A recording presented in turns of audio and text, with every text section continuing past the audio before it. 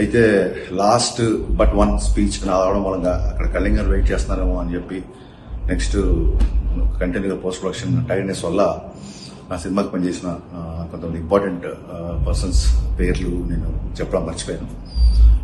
అందులో ముఖ్యంగా ఫస్ట్ చెప్పాల్సింది రాజీగన్న స్క్రిప్ట్ కూడా వినకుండా డైరెక్ట్గా సెట్లోకి వచ్చింది అని చెప్పాను మొన్న.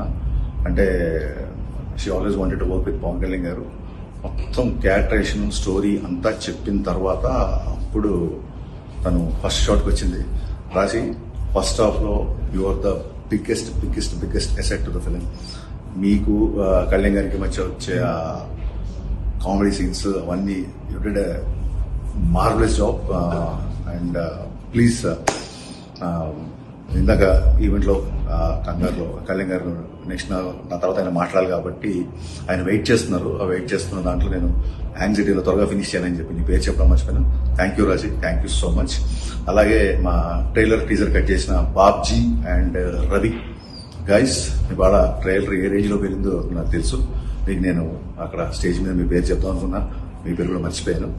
ఇకపోతే లాస్ట్ బట్ నాట్ లీస్ట్ మా బావ తమన్. మొత్తం బ్యాక్గ్రౌండ్ వర్క్ అయిపోయింది, బ్యాక్గ్రౌండ్ స్కోర్ వర్క్ అయిపోయింది.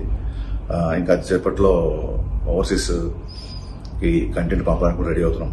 బావా, నీకు ఎన్ని థ్యాంక్స్ చెప్పినా తక్కువే నిజంగా. ఇదే కళ్యాణ్ గారు కూడా చెప్పాను, కళ్యాణ్ గారు నీ గురించి మాట్లాడారు. థ్యాంక్స్ అనేది చాలా చిన్న పదం అవుతుంది బాబా. నేను ఎలాంటి పరిస్థితుల్లో నీ దగ్గరకు వచ్చా నీకు తెలుసు. ఒక మ్యూజిక్ డైరెక్టర్గా కాకుండా నీ స్నేహితుడి నీ బావకి నువ్వు పెడుతున్న కష్టం, ఇచ్చిన టైంకి థ్యాంక్స్ సరిపోదు బావా. 2 చేతులు ఎత్తి నీకు నేను నిజంగా మనస్ఫూర్తిగా కృతజ్ఞతలు చెప్పుకున్నాను. గైస్, తమన్స్ బీజిఎం ఇంకేంటో, ఎస్పెషల్లీ అది పవన్ కళ్యాణ్ గారికి కొట్టినప్పుడు ఎలా ఉంటుందో మీకు ఆల్రెడీ తెలుసు. ఈసారి తమన్ చేసే రచ్చ మామూలుగా ఉండదు. కుమ్మి కుమ్మి కుమ్మి ఇలా కొట్టేసాడు. ఇంకా మీరు మన ట్రైలర్కి చూశారు అండ్ రేపు సినిమాలో చూస్తారు. నేను ఎంత అంటే తమన్ దగ్గరకు వచ్చిన తర్వాత నా కాన్ఫిడెన్స్ డబుల్ అయిపోయిందని చెప్పొచ్చు. తమన్ మ్యూజిక్ గురించి మాటల్లో కాకుండా రేపు ఆ సౌండ్, ఆ రీసౌండ్ అన్నీ మీరు వింటారు. Love you Baba. You once again prove what a friend means to you. And I'm definitely honoured that you are in my life. Thank you. And Thaman గురించి ఇంకొక ముఖ్య విషయం చెప్పాల్సింది ఏంటంటే,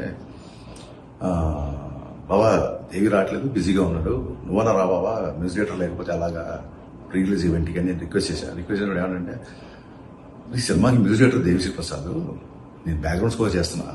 బ్యాక్గ్రౌండ్ స్కోర్ చేసినప్పుడు నేను అలా బ్యాక్ ఉంటాను, నన్ను ఎందుకు స్టేషన్ మీద పిలుస్తున్నావు?